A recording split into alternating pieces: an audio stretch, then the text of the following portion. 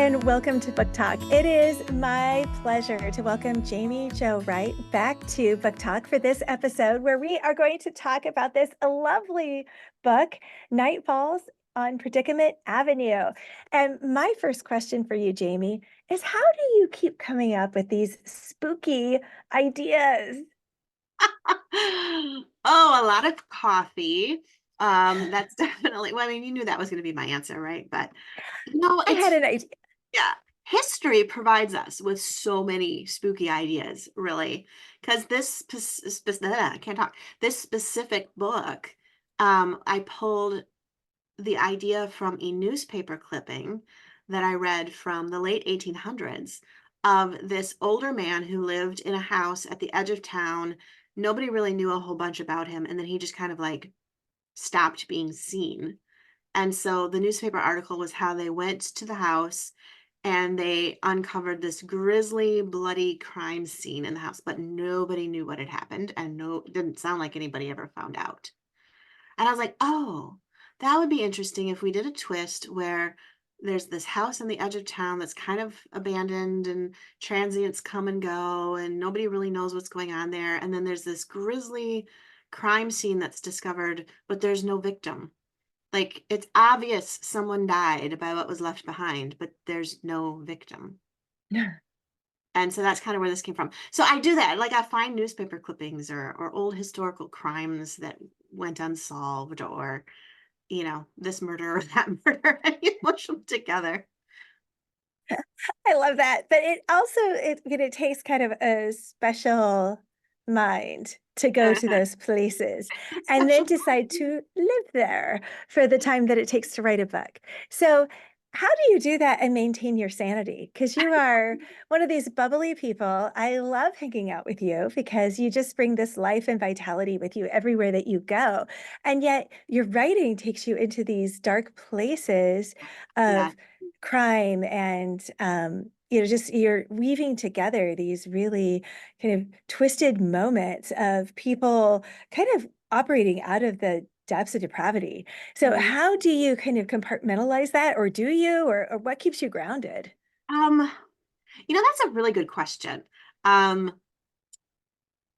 I think part of it is I have this, honestly, if I wasn't a writer and if life hadn't taken me down a different trail, I probably would have gone into criminal psychology or like forensic psychology. I love studying psychology. I love studying why people do. Like I'm the person that literally watches the interrogation scenes and the interrogation videos that have been released of psychopaths and things like that because it's so interesting to watch their body language versus their words versus what happened and see just it's just fascinating to me the actual human brain. So I think there probably is some compartmentalization, not unlike if you were a coroner or a medical examiner, you have to disassociate yourself from the fact that this was actually a person, and you have to solve the crime. So I think that's part of it. But I think the other part that keeps me grounded too is, especially with a book, it's imaginary, it's fictional. I'm not dealing with real people, and then there's the element of faith and hope that I always try to bring into my stories too. So I want to go to the dark place so that I can help the reader get to the light place. But to get to the light, so often we have to walk through those valleys. Um, so I think it's kind of a mixture of different things. And I think that that's so important to highlight is, the light shines the brightest Yeah. when we're in the utter darkness. And so sometimes we do have to go through those really dark places for the light to be as vibrant and bright as it is. So when you've got, this book and many of your books have two timelines Yeah. and you're weaving them together, the historic with the contemporary. When you're doing that, does one want to take over? So for Night Falls on Predicament Avenue, was there one, the historical or the contemporary, that really just wanted to take over and kind of dominate the story and you had to rein it back and be like, no, this is going to be 50-50 or 60-40? It's interesting with my stories. I've read a lot of split time. And one of the things that I try really, really hard with my books and my split time is to make it so that one cannot exist without the other. What I don't want a reader to do with my specific books is to open up and say, oh, I like the contemporary story, read that, and be able to walk away with a complete story, which you can sort of with some split time stories because Mhm. they'll parallel and they fit, but they don't fit, and that's okay too. Yeah. 'Cause it depends on the book, right? But with mine being a mystery, even though you'll have two separate mysteries and two separate timelines, there's enough things that are still tied together that this mystery from the past can't unravel until the present one has been figured out too, for whatever reason. So in that type of a equation, I can't, it's not even really a struggle to let one dominate or not, because they have to move together as one. So even though they're two separate timelines, in my mind, there's still just one storyline going on. So when you're crafting them, then are you writing them in lockstep? Do you have like this plot already laid out where you're like, I know this has to happen in this one so that this can happen in the contemporary, so that then when we go back to historical, that this is going to happen? Or how does that all come together in your mind? Um, I write it the way you read it, so I'm constantly flipping back and forth between time periods. I don't write one time period and then fit the other one around it or vice versa. And so as I'm writing, I'll write a chapter to the point where I'm like, okay, I can't go any further with this now because I know where I left off with the last era. So I need to go back to that era and bring them up. And then it's just kind of like this ebb and flow and ebb and flow. None of it's really outlined. I have major points that I know I need to get to, but the how I'm going to get there is usually more of a let's just fill it in as we go and see what evolves. And that'll take me into random places. So So with this ebb and flow and this back and forth, what was the most challenging part of writing Night Falls on Predicament Avenue? Night Falls on Predicament Avenue was a challenging book to write. It was probably the most challenging one.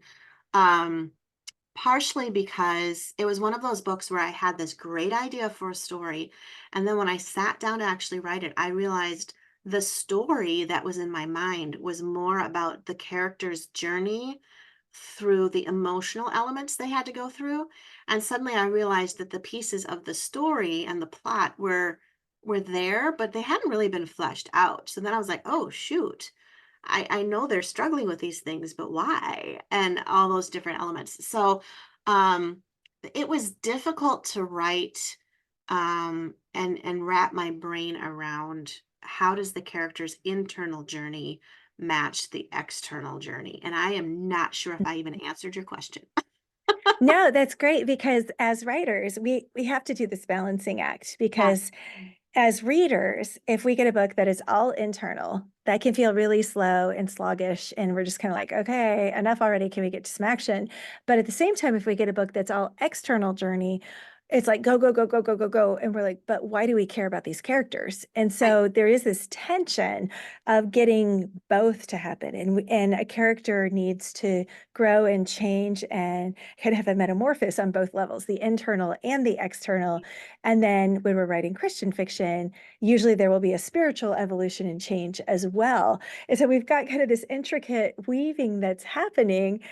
And so there is this kind of balance that's Right. going on. And it changes from book to book. It changes from character to character as to what that the internal and external may shift, but there's still a balance that's going on. I always think of like the audio board, and you've Yeah. got microphones and stuff, and you're trying to get the audio balance just right, and you're shifting the different levers, and I have no idea what they do, but when it's out of whack, we all go, "Ooh, that doesn't sound right." Right. And Right. so getting that calibration in a story can be really challenging. And I think that's why right now I'm hating the book I'm writing because I know something's not quite right in that muddied middle and I haven't Mhm. quite identified it yet. So Yeah. that can be Yeah. really challenging as a writer. It can be extremely challenging, and it can be challenging. I was watching a movie, which I won't name, but I was watching a movie on one of the streaming services the other day. And my husband and I, we got maybe 30 minutes into it. And he's like, do you want to keep watching? I'm like, no, not really. And we were like, why? And I'm like, because there was so much action and things were happening to these people. I mean, to the point of all of a sudden they're falling in love. And I'm like, I don't care about them at all. Like, I Yeah. have no knowledge of why I even want them to be a couple, let alone why I want them to survive the latest bombing, right? So I'm just like, whatever. But the action was good. The action was Yeah. great, but an emotional connection. And then on the flip side, we'll watch these shows, and I usually watch, I like to watch the, period dramas, not necessarily Jane Austen, but like the Vikings or something like that. And my husband will enjoy them to a degree, but then he'll get bored. And I'm like, why are you bored? He goes, because there's so much emotional drama. And so it's like you get to a point where, like, even in those shows, you've got to maintain, like, I want to know these characters, but now I've learned a lot about them. Let's go have a boat crash or sink or a Viking Yeah. war or something. Let's do Let's do something. something. Yeah, and so there's that balance that has Yeah. to go on. So, when you think about Night Falls on Predicament Avenue, what were some of the themes that came out as you were writing it? Because it's not just, "Here's this murder, there's no Right. victim, we gotta figure out what happened." Right, right. It's not uncommon for me to have death in my books, right? Yeah, But this one really took a journey of the characters on the journey through the process of fear as it relates to dealing with death. So, not necessarily the grief journey, but the fear that we experience in the grief journey. So, each character kind of represented a different part of that. So, in the past story, there was Effie, and she was just afraid because somebody special in her life is inevitably going to die, and she knows that. And she's afraid of what's to come. She's afraid of the sorrow, and then her counterpart, Mr. Anderson, who's the hero or the lead character there, he's already gone through different elements of things where he's just afraid to even deal with the emotions. Like, it's not the fear of what's to come; it's the fear of what's already been, and I just don't even want to deal with it. And then, in the contemporary story, you have the heroine who's really just like, her sister was murdered right out of high school, and it's years later, and she's got social anxiety. Like, she's just afraid to live.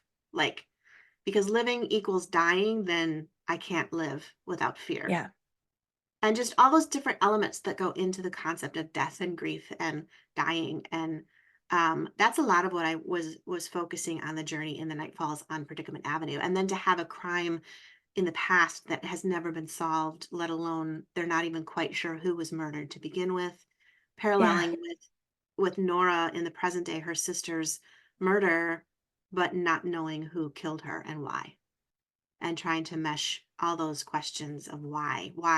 There's lots of right. why questions with death. Yeah, absolutely, and no matter how death comes, there's Right. always why. There's Always. always a why. Yep. So, when you think about, like, your writing journey, Mhm. and, you've been writing for a while, you're very accomplished, lots of awards because you write these amazing, layered, compelling books. Um, what would you go back and tell your younger writing self when you were getting started on this journey? Oh, that's a good question. I think what I would tell myself is to not get caught up in the mechanics of writing to the point that it hinders what's on your heart, if that makes sense. Mhm. And I want to be careful when I say that too, because there's some people who are like, "Oh, I was told to write this story by the Lord," and you're like, "Whoa, this is whoa." So there's writing from the heart, and there's writing for people who are actually going to read what you write, and there needs to be that understanding that your heart may not need to be, spilled out on the page entirely. And that's the same thing goes with the mechanics. Like, you're not going to write a book and submit something sloppily put together that anyone's ever going to read. So you need to know some mechanics. But I think in either side of it, as people trying to learn how to write, or as I was on my writing journey, I would listen to all these conferences and go to all these workshops, which all had fabulous advice. But you get so overwhelmed with this bullet point list of all the things that you're supposed to do and all the things that Yeah, you're not supposed to do, to the point where you're just like, you sit down at the keyboard and you're like, I don't know. yeah, I don't, whoa. So at that point, yeah, just pulling back, and I had this way of liking to write that I changed a lot, and it wasn't until I went back to that with The House on Mhm. Foster Hill, which was my first published full length, that when I went back to that, it was like, "No, this is Yep. how I was meant to write, and I'm gonna let that go through with control, mechanics, and emotional control, but I need to let that soul spill out onto the page." And it's worked.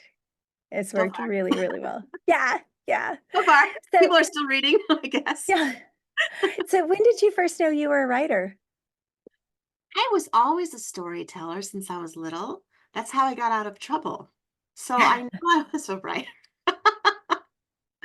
I started writing. I wrote my first story when I was 8. It was Mhm. a story about a family of mice that lived, I still have it, that lived at the bottom of an oak tree, at the base of an oak tree, and his name was Whitey the White Oak. And each one of the Oh, mice had little personalities. And I sat down, and I very, very vividly remember I sat down with my dad, and I think I named the mice like Laura, Bob, Peter, things like that. And my dad was like, "Why don't we look at what you want each mouse's personality to be and then pick a name that matches that?" So I learned how to look at words like felicity because the one mouse was very she was full of felicity. And, I learned those bigger words and things like that. But that was when I started realizing, oh, everything ties together. There's lots of symbolism in words. There's lots of parallels. And so from that moment on, I was pretty well hooked that's um, awesome. to be a writer. That's fantastic. I love that your dad did that with Yeah, you. That's you did. so cool. Yeah. So when you're in a writing a book, there are so many points where it's just hard, and it's that kind of takes dogged determination Yes. to get through Yes. to the end. So what brings you joy to carry you through those hard times? It is a very unpopular thing to do, especially when you're on deadline. But I have found that it really helps. And I enforce very strongly that I don't write on Sunday. And it really Mm. doesn't have anything to do with a religious Sabbath or anything like that. But I do think that there's an element of wisdom that God gave us when He says you need a day of rest. And when I'm on deadline, especially, and my deadlines are usually always pretty tight. So it's not like I have a lot of spare time from book to book. And the idea of a Sunday, which very often I'm on the couch at my mother-in-law's, so it's a very easy place to sit and write for 3 hours because everybody's just watching a football game, nothing's going on. Um, I've really had to force myself, just read a book or take a nap or do something. And it seems so frivolous. But when I go to write the next time, my brain's refreshed, my heart's refreshed. And those slog areas, because I gave myself a break from the slog area, I either come back and one of two things usually happens. I come back and I'm like, oh, I know what we need to do. Or I come back and I'm like, where I left that chapter completely unfinished? That's a perfect place to just leave it. I'm starting the next chapter. And, people are like, how do you come up with cliffhangers? It's like, because it's the end of the week and I didn't want to finish the chapter. So I I stopped writing. love it. That's great. So so fun. And, such a so important because it can be really hard. And I'm Yeah. terrible at taking breaks. And yet there are days I'm like, I'm not being productive. I just need to stop and walk away. And Mhm. I'm better now than I was at giving myself the grace to say, I just need time. My Yeah. day job takes a lot of energy. My evening job takes a lot of energy. And I've got a family and Yeah. friends I want to spend time with too. But I think as So writers too, we berate ourselves or we judge ourselves critically as we're sitting watching TV. I mean, I've heard a lot of writers say, "I don't watch TV, I don't watch movies," and I'm not saying that's a bad thing because you got to find your niche and you got to find how that works for you. But for yeah. me and my visual mind, I write books because I see them in my head. I see them like Mhm. movies and stories, Yeah. and I find if I stop watching TV, I stop being productive because my ability to see things and keep scenes moving in my head literally feeds off the fuel of watching NCIS or watching, a period flick like the Vikings or something. It may have Yeah. nothing to do at all with what I write, but it just kind of is like the gasoline that keeps my imagination going. So you I got to love kind of that. find what works for you. And I think that's so important because Yeah. like I don't watch a lot of TV, but I still watch a lot of movies. And Okay. it's and I'm pulling them apart and I'm studying Yep. them, but I'm also just enjoying them. Yeah. But there's a lot of TV now that I'm just like, I'm not interested and I don't have the time. And Mhm. so that's fine. Yeah. But we're enjoying Percy Jackson right now. And I'm Oh, enjoying that every yeah. week with Oh my my god. family. So Our whole family, every Friday night, we're watching the next Percy Jackson. yeah, Oh, exactly. good. So, okay, a few questions as we wrap up real quickly. Sweet or salty? Oh, probably salty. And tea or coffee? Coffee. I should have said tea just to surprise everyone. Yeah, but latte or black? Ooh, depends on the mood. Today, Mm, black. I still don't like black coffee unless I'm just absolutely, there are no options. And then you've already answered, are you a plotter or pantser? You're kind of in between. And then how do you celebrate when you reach the end of a book? I take a nap and I do the laundry and I clean the house and I take care of all the things that I didn't do when I was sweating. No, I know some people like they do this big like celebration, and then my agent will email you, "Oh, you got it done. What are you doing to celebrate?" And I'm like, "The laundry, you should see it. Like Yeah. it's mounds of it." That's awesome. Well, thank you so much for joining me today, Jamie. It's always so much fun to talk with you, and I'm excited for the release of this book, Night Falls on Predicament Avenue. The cover. Isn't I that a keep great giving cover? you fantastic ones. It's so eerie and spooky, The cover and when it first came was really pretty, but we added a full moon to make it creepy. it works. It Mhm. definitely works. It makes it spooky. So thank you so much for joining me